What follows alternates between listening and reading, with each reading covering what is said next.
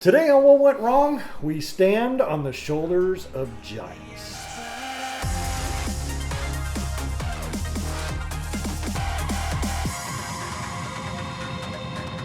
Hi, I'm Brett Mauser, and I've made a lot of movies, and probably the thing that I've done more than make movies is watch movies. You've watched a bunch. A bunch. I'll credit some of my filmmaking skills to working at Blockbuster Video for so many years. That's right. I would get five free rentals a week. And I made sure that, and if my father taught me anything, it was to take advantage of of something that's free. So I made sure that I watched all 5 movies, and that even then some. I watched good movies. I watched bad movies. I was introduced to people like John Woo from those from my time at Blockbuster. Thank you, John Woo. Thank you, Blockbuster. But I also learned, I watched a lot of bad movies, which would make me come up with ideas of, if I would have done this, I would have done it this way. And, that played into me. So I had, even when I first made my first film, I had watched and studied a lot of movies. How did they make it? What did they do? And when I would be teaching, there would be some students that I could tell had absolutely no idea of their culture. They had no cultural literacy. They didn't understand the past. They hadn't watched these films. One prime example that I can come up with is this one filmmaker had made this great film. It was really good. Now, when it comes to music for students, a lot of them will just pull something off the internet. They don't have to worry about the copyright stuff because it's just for class and you're allowed to do that, and as long as that's sold, blah blah blah blah blah. Yeah. Well, very dramatic piece, and I was really impressed with it, and I was enthralled the whole time. This is like one of my fundamental students. Wow. And then comes the last scene where somebody starts walking down a road and they start hitchhiking. And what music comes on but the Bruce Banner Incredible Hulk TV. And I couldn't help myself, but I burst out laughing. Because all I could see was Stewie from Family Guy walking down the highway with that music. And I know it probably hurt her feelings a little bit, because she said, well, why are you laughing? It was a dramatic moment. I was like, it was, until you stepped on the culture of American cinema. And even though it was TV, but it was still, I mean, yeah. They had no concept of what that song was, or that piece of music was, and the history behind it. Where did she get it? Just pulled it off the internet. She had typed in sad piano music, and that popped up. And that's what she used. No looking at where it was from. Just, that's cool. That sounds like the perfect music for somebody walking down a highway, hitchhiking. Well, there's a reason for that. Because it was probably made for someone walking down a highway hitchhiking. But I mean, who am I to say? So, with the lack of knowledge and the lack of understanding of that cultural history, they turned something that was really good into something very comical. It turned into a parody. And it ruined the entire film, because now I don't even remember the rest of that movie. I remember the person walking down the hall or walking down the road to that music. Yeah.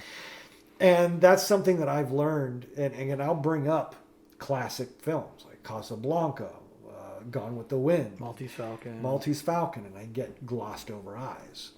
Even Star Wars. Now I'll talk with an actress here or there. I'll talk to an actress, and she's never seen a single Star Wars, and for me it's like, all right, she and Ryan Johnson must have gone to school together. This is a different generation. I understand. An actress is just starting out, or what have you.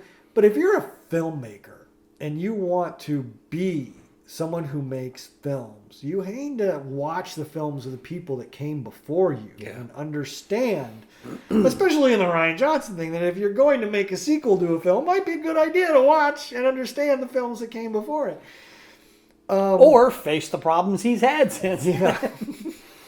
So that's something I want to talk about today is knowing and understanding the films that came came before you. Yeah. And we had talked about how films had impacted my life, not just in film, but in ethics and morals. And I noticed that you actually noticed that in Tag Conspiracy when one of the characters was talking about, I think I got my Because they were talking about the TV, the widescreen. She liked the 80s TV shows.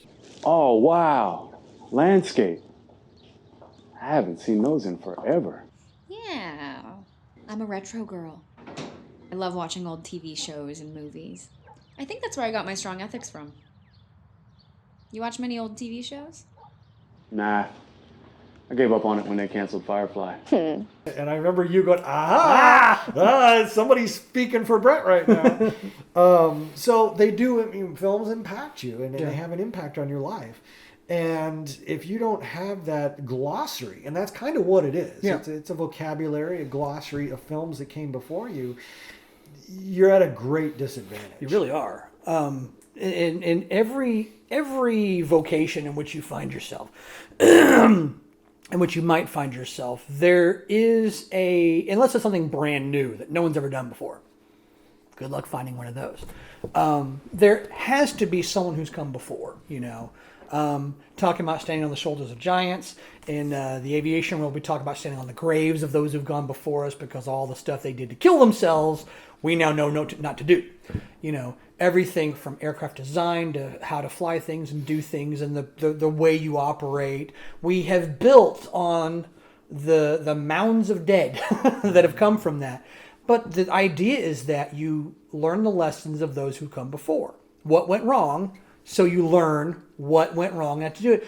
And I've said this, you will never live long enough to make all the mistakes. Might as well learn from them who've made them before you. Okay. The same thing with movies, to learn what went wrong, but you also need to learn what went right. What is it about Casablanca that makes it so friggin' good?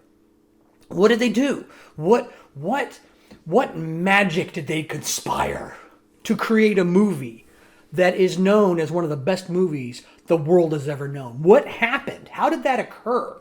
Okay. And if you've never even seen it, well, how the hell are you going to know what... you can have a hamburger, you can have a pizza, but wouldn't you want to have the best hamburger anyone's ever made, the best pizza anyone's ever, and learn what they did? What is it about that hamburger that makes it so good? What is it about that pizza that makes it so good? What is it about that house that they designed that makes it so good? What is it about that car that makes it so good? Okay, well, if this is your vocation, making movies, you might ought to look at some movies and see and watch the great movies, Star Wars, Casablanca. Even some of like the scary movies, like the old Frankenstein movies and Nosferatu, and how they all came from, what they came from, and how they developed into what they are. Gone with the Wind, Wizard of Oz, A Streetcar Named Desire. If you're in college and you're going through film classes, there's a reason that you have a history of film class. Right. I remember, and of all things to study in a film class, I remember one week we did have to watch Deep Throat. It was like the first porn, because there was a history behind that. And it was very interesting because that was when porn started hitting the mainstream. Because you started having, once you had Deep Throat, that opened up the door for Devil Miss Jones or something like that. And then that opened up the door for another film. That opened up the door for Caligula, when you had Malcolm McDowell, well known, the guys from Clockwork Orange. Yeah. In basically a pornographic film. Right. Because they had porn actors, and they had orgies, and that's what was going on back there. Right. Full frontal nudity, everything. And then that led the way to Midnight Cowboy, which was the first X-rated Oscar-winning film. Yeah. And then of course you hit the VHS.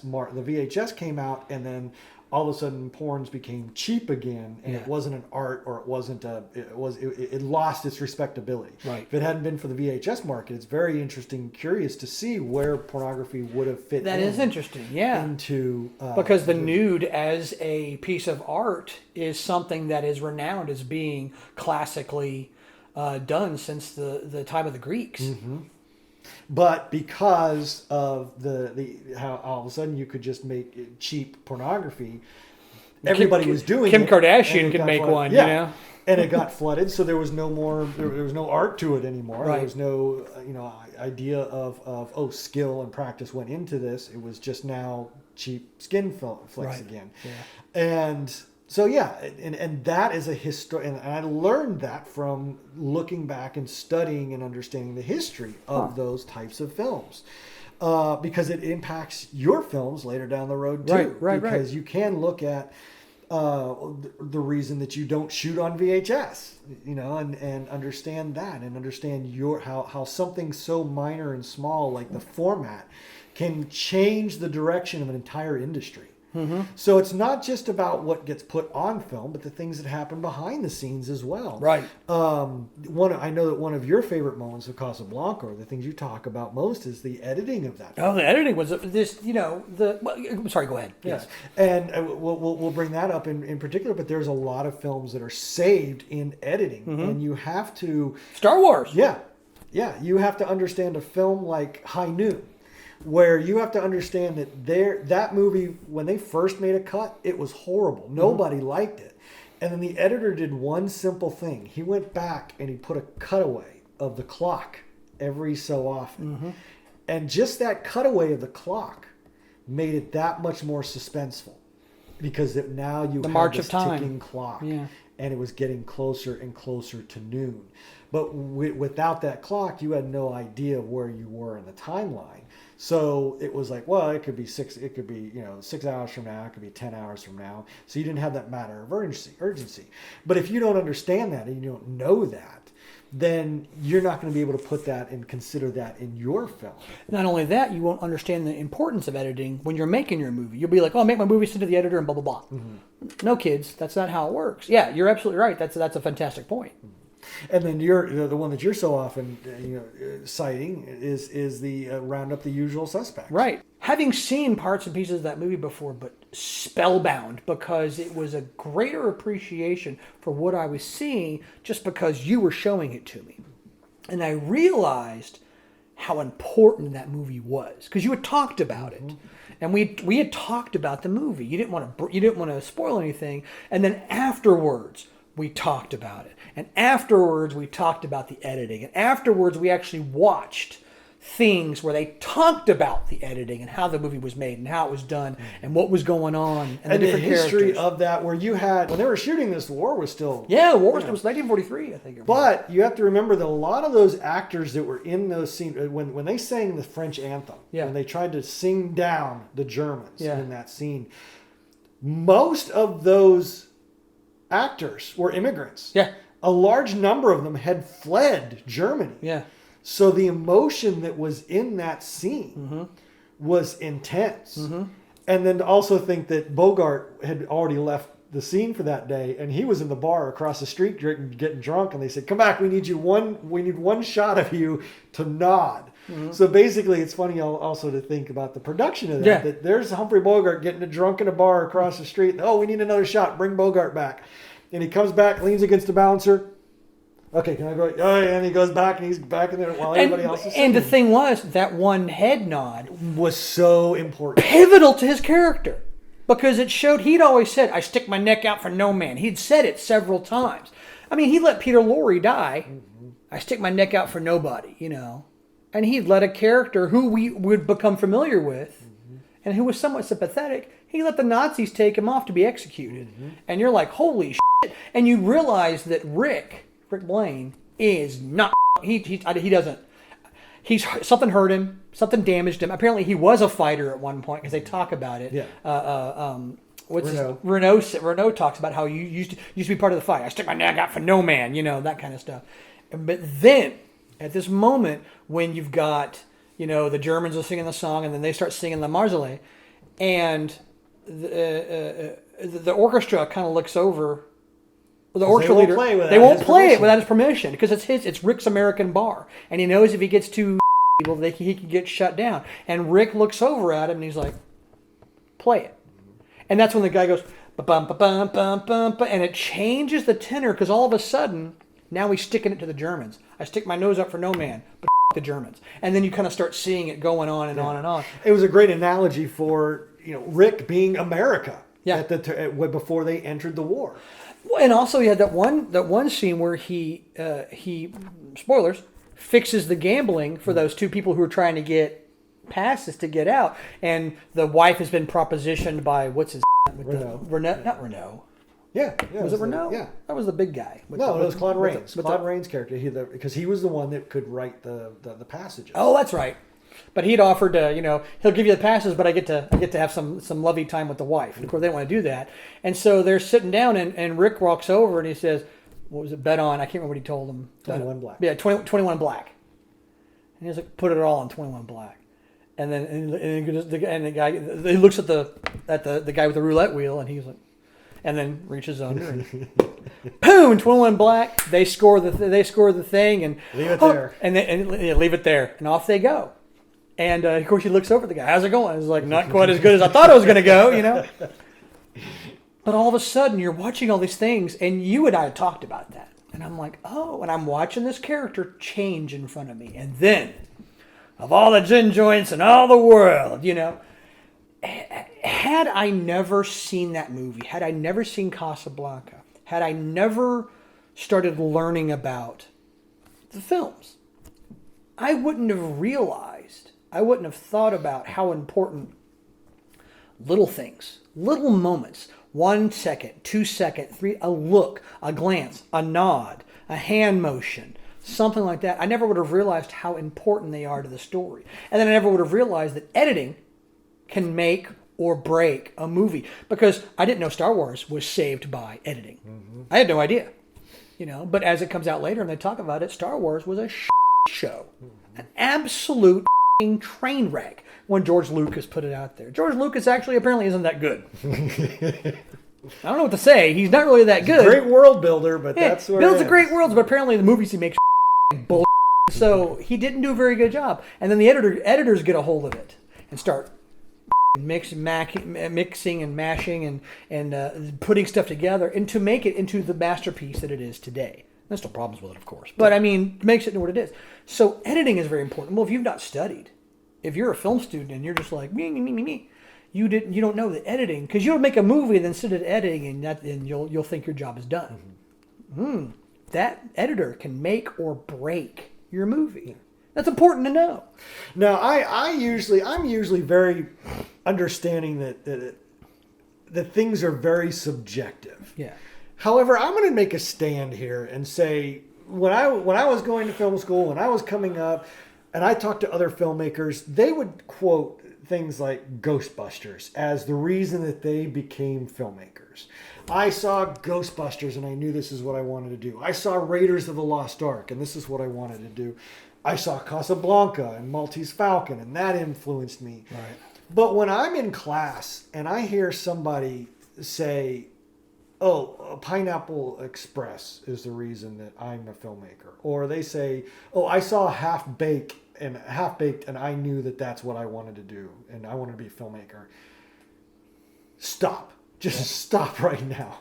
Put down the camera, back away, turn around, and run away. Run now. Because those are not films that influence you to be a filmmaker. I'm sorry. And this, I had McDonald's and I want to be a chef. Yeah. I'm usually very allow for subjective ideas and opinions and things like that. But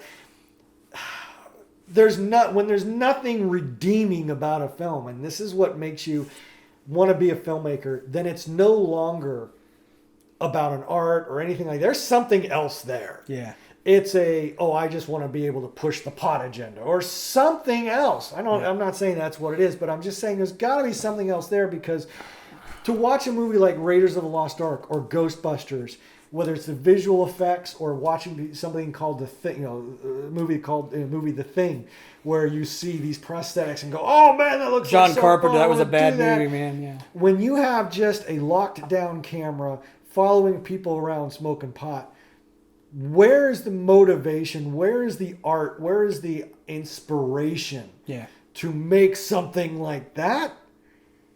When you're holding it up against the Lawrence of Arabia with these giant landscapes that just one shot brings emotion out of you. Yeah. as opposed to a couple guys sitting on a couch getting high. Yeah. You get out of film now. Yeah. You don't belong. I mean, for certain people, that kind of thing may move them to do that because it looks like fun or it looks interesting, blah, blah, blah. But that's cool, except that, and this is going to sound terrible, you're actually lowering the IQ of the film industry. It's pretty low as it is. You can pick the low-hanging fruit if you want. And maybe that's all you're good at. Your film students, I guess, aren't that good. Maybe if they took a look at the importance of some of these movies and what they've done and how they've moved people. Casablanca itself was a war movie without being a war movie. Mm-hmm. You know? It was about betrayal and love and sacrifice and doing the right thing despite the fact that you may not be the right guy to do the right thing. You know? You're not a hero, but you can do little things. Or maybe you're a hero in your own way because Rick, in a way, was a hero because he fought in his way against the Germans and against the occupation and to get people out and to help America and the West and the Allies win the war. Look at the characters as well. Mm-hmm. These iconic characters like Ripley and Decker from Blade Runner. And Indiana Jones, Luke Skywalker, Peter Venkman, Sarah Connor, Ilsa Lund, you know, from Casablanca. All of these characters that live in infamy. Yeah. You know, that are so well known. There's a reason for that. Yeah. There's a reason you can name that, you know, that almost everybody in America knows Bogart. Yeah. Rick Blaine. Yeah. Indiana Jones. Yeah. Ripley from Alien. Mm-hmm. But yet, who were the guys in Half Baked? Couldn't name a single guy. And it's not a pot thing because you look at a movie like Dazed and Confused, which brought out Matthew McConaughey, who in American culture. Actually, no, that was the one I was talking about. Dazed and Confused. Okay. Whereas that's what Half Baked is so stupid. I confuse it with the other one with a better movie. Yeah, where you have Matthew McConaughey's, all right. You know, and that was a great character. So it wasn't about pot. No, you know, it's about a piece of film. Cheech and Chong. Yeah, you know, incredibly impactful to the culture. Comedians that were doing the funny thing they were doing. That's why it's like pot films. It's like, dude, Cheech and Chong was coming out a long time ago. Yeah, your parents weren't even old enough to have sex when Cheech and Chong was a thing. You know, it's not about the drugs. It's not about the subject matter. It's just about that the movies aren't that good. Yeah, and if you're going to be following this career, if you're going to be taking this vocation to its logical conclusion, then you need to understand how to do what you want to do really well by seeing and understanding and studying those who have done it really well. It's a no-brainer, really. How do you not? You know, how do you have a person who says they're a film student who has never seen the 10 great films, who doesn't have the list of the best films and hasn't seen 20, 30, 40 of them? You know, there's a push to just basically get rid of Birth of a Nation from the film archive, you know. But even just that last shot of the American flag, and to know that each and every one of those frames was painted by hand to make it the first color film. Yeah. For that one last shot, the amount of effort that was put into that. And to know that, understand, if you just completely erase that film from history because of the subject matter, which, yes, it is incredibly racist, but it is a part of history, an American film. Yeah. World film. And then you have Intolerance, you know, again, from Griffin, same guy that did it. But, I mean, and granted, it is tough to get through that film. It's a silent film, but it's like 4 or 5 hours long. Oh my God! And it's tough to get through. But if you're a filmmaker, you have to sit through it. And it, from my eyes, is not a good film. Yeah. It's just so boring. But they're learning. They're figuring it out. Right. And it was so impactful to the culture of film to ignore it and just turn your back on it. Not A, because of the racism in it, or B, because of it's a black and white film, and it's and it's technically not even black and white film because they dyed the film different colors. So it's black and white, but it had like a purple hue or a red hue. But this was how they experimented with film. Right. To turn your back on it and not even give it a shot. Is Just because you don't like certain parts of your history doesn't mean you can stop paying attention to it. There are films that I did not want to watch, but because I understood the cultural impact of it, like Crying Game. I knew going into it, it's like, I'd heard. It's like, I ain't watching that. But as it grew and grew as a societal phenomenon, it was like, I have to see it to see what this is, what it was.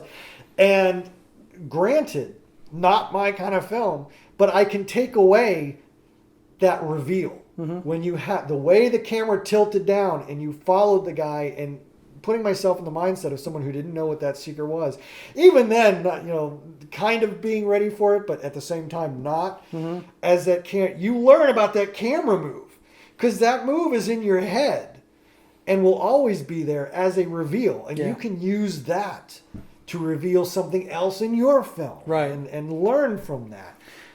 There's things you can learn from in everything that you see. Not just as a filmmaker, but just anything you want to do, But you have certain things you have to learn from history. And film is history. Mm-hmm. Film is for not lack of thing, a graphical representation of historical record. This happened. You're looking at it. Someone put this together. Someone put this scene together. Someone acted in it and filmed in it and wrote it and scored it. It's living history. You're looking at it, If just because you don't like the subject matter, just because, it's racist, or just because it's this, or because it's that. Yeah. Things are like that sometimes. Get over it, princess. F***ing put your stuff to it. Get down there and f***ing do what you're supposed to do and educate yourself. Learn from this. Yes, it's racist, so don't do that. We're past that now. Okay? You can watch a film and realize it's racist, and you know what? Doesn't make you a racist. You're not walking out of there going, you know what, them blacks and whites should be separate. That's not what's going to happen. You watch the movie, you learn from the movie, you get what you got, and you forget what you don't. Okay? But to ignore it does not help you at all. In fact, it hurts you as a filmmaker, as a human. As a person, if you eschew history because it's too rough to look at, I'll tell you what, hard. You're going to have to deal with it at some points. You're going to have to watch it then or deal with it now. Take your pick. There's a great line in Jurassic Park. If you haven't watched Jurassic Park, don't make films. Another one that you need to kind of be aware of, from the score to learning about why they shot in 16:9 instead of the actual landscape, mm-hmm. which is a good lesson to learn. Google it. And why some of the CGI still looks good today. Yeah. 28 years later. Yeah. Standing on the shoulders of giants. And that's what you're doing if you don't watch these great films. If you don't educate yourself on the films that came before you, you are standing on the shoulders of giants and not appreciating what came before you and the sacrifices that were made that got you where you are because of those that came before you. And without building a groundwork and understanding the giants that you're standing on, your films are going to be nothing, and you're going to wind up making your film look ridiculous when you put the Incredible Hulk music in your dramatic piece at the very end.